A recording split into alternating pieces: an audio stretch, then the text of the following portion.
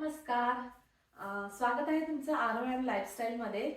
तर आज मी तुम्हाला सांगणार आहे की हळदी कुंकवासाठी अशी कोणती पूर्वतयारी केली तर तुमचं हळदी कुंकू एकदम छान तर होणारच आहे, पण स्ट्रेस फ्री पण होणार आहे. आणि आज मी फक्त तुम्हाला गायडन्स देणार आहे, पण ह्या टिप्स तुम्ही तुमच्या घरात इझिली फॉलो करू शकता. तर चला व्हिडिओला सुरुवात करूया. सर्वात आधी आहे ते म्हणजे डेट फिक्स करायची. कुठल्या डेटला आपल्याला हळदी कुंकू करायचं आहे, नंतर किती जण येणार आहे याचा एक अंदाज घ्यायचा, आणि नंतर आपण किती वाजता ठेवणार आहे.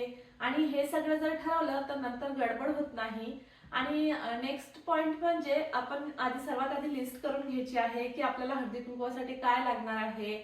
आपण गिफ्ट्स काय देणार आहे, म्हणजे वाण काय देणार आहे, नाश्त्यासाठी काय ठेवणार आहे, हे सगळं ठरवून घ्यायचं. आणि हळदी कुंकू योग्यरित्या व्हायसाठी आधी प्लॅनिंग फार महत्वाची असते, म्हणून आधी छान व्यवस्थित प्लॅनिंग करायचं. नंतर आपला बजेट ठरवायचा की बजेट ठरवायचं आहे, आणि बजेट जर आपण आधी ठरवला तर आपला एक्स्ट्रा खर्च टाळता येतो.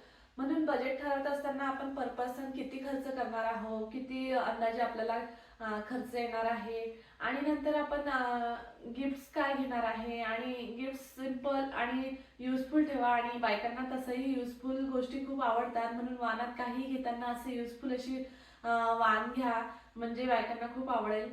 आणि नंतर म्हणजे डेकोरेशन मिनिमल ठेवा, महाग म्हणजे चांगलं असं काहीही नसतं. आणि तसं डेकोरेशनसाठी आपल्याला हेवी आयटम लागत नाही. लागतं ते फक्त क्लीन घर, फ्लावर्स आणि रांगोळी. जसं की तुम्ही एखादा कॉर्नर छान सजवून ठेवू शकता घराचा, त्याच्यामुळे पण खूप छान दिसते घर.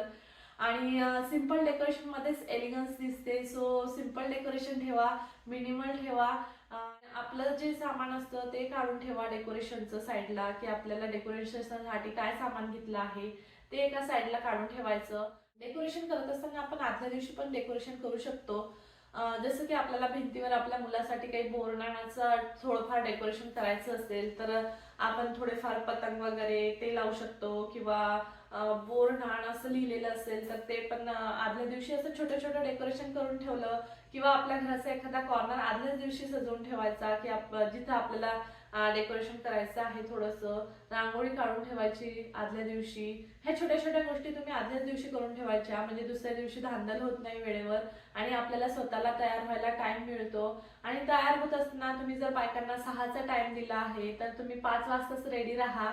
आणि त्यामुळे छान वेळेवर गडबड होत नाही. आरामात बायकांचं मस्त तुम्ही पॉझिटिव्हली वेलकम करू शकता. आणि छान तुमच्या मैत्रिणीसोबत गप्पा मारा, पॉझिटिव्ह वाईब्स द्या, कारण पॉझिटिव्ह वाईब्समुळे प्रोग्राम खूप खूप छान होतो. तर ह्या सर्व गोष्टी आहेत ज्या तुम्ही आदल्या दिवशी करून ठेवू शकता.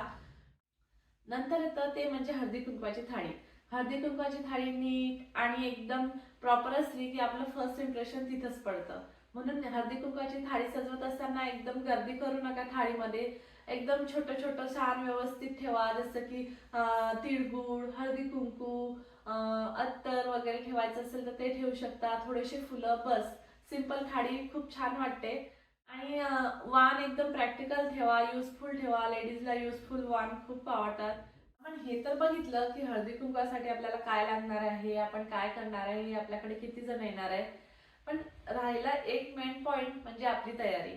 आपली तयारी करत असताना आपण आधीच ठरवायचं की आपल्याला कुठली साडी घालायची आहे, कुठली ज्वेलरी घालायची आहे. आणि आपल्याला जर छोटं बाळ असेल तर त्याला कुठले कपडे घालायचे आहे. तुम्ही ट्विनिंग पण करू शकता तुमच्या मुला मुलींसोबत. मुलगी असेल तर छान छोटे छोटे ब्लॅक कलरचे झबले येतात ते तुम्ही घालू शकता. मुलांना छोटे छोटे छान लहान मुलांना कुर्ती, ब्लॅक कलरचा कुर्ती घालू शकता, किंवा तुमच्या साडीसोबत तुम्ही मॅच करू शकता त्यांना. आणि नाही केलं तरी छान दिसतात छोटे मुलं. साडी वगैरे आपण डिसाईड केली की अगोदरच्याच दिवशी आपण सर्व हे एका साईडला काढून ठेवायचं आपलं सामान, म्हणजे दुसऱ्या दिवशी वेळेवर कुठं आहे ते कुठं आहे असं होत नाही. आणि आपल्याला सर्व सामान लगेच मिळतं, आणि आपण रेडी पण लगेच होतो. आपला टाइम जास्त जात नाही.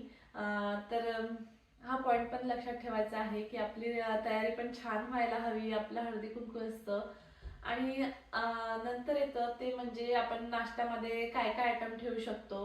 तर नाश्त्यामध्ये तुम्ही इडली ठेवू शकता. असे छोटे छोटे नाश्त्याचे प्रकार जे आहेत जे इझिली आपण करू शकतो, किंवा तुमचा जर बजेट जास्त असेल तर तुम्ही बाहेर पण ऑर्डर देऊ शकता, जसं की तुम्ही बाहेरून समोसे किंवा कचोरी आणि त्याच्यासोबतच जिलेबी असं देऊ शकता तुम्ही.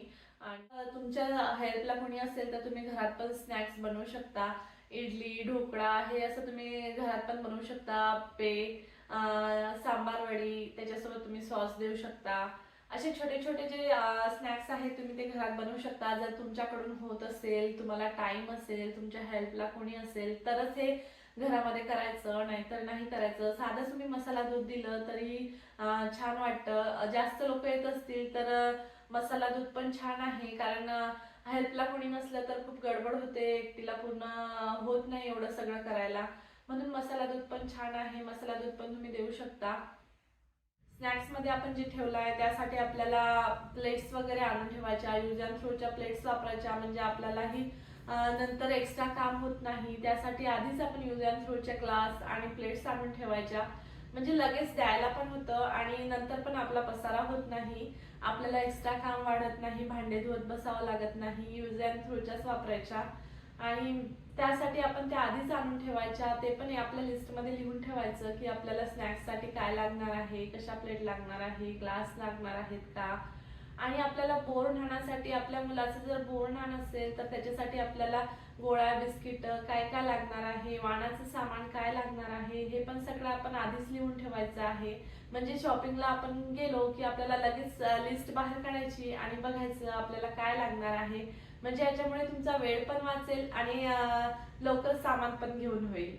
नाहीतर वेळेवर काय होतं की काय राहिलं आठवतच नाही आपल्याला, आणि घरी आल्यावर असं होतं की अरे जे पाहिजे होतं तेच नाही आणलं. म्हणून आधीच लिस्ट तयार ठेवायची, मोबाईलमध्ये किंवा एका छोट्याशा डायरीमध्ये लिहून ठेवायचं आपल्याला काय आणायचं आहे.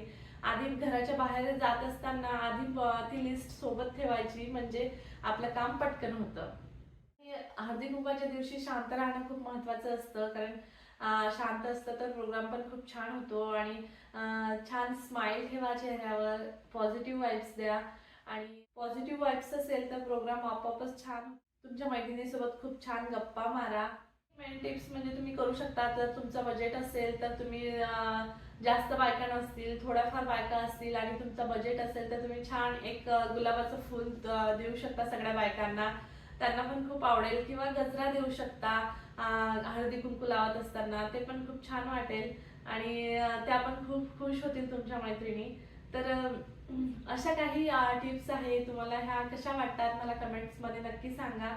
मला खूप होप आहे की तुम्हाला ह्या टिप्स खूप उपयोगी पडतील.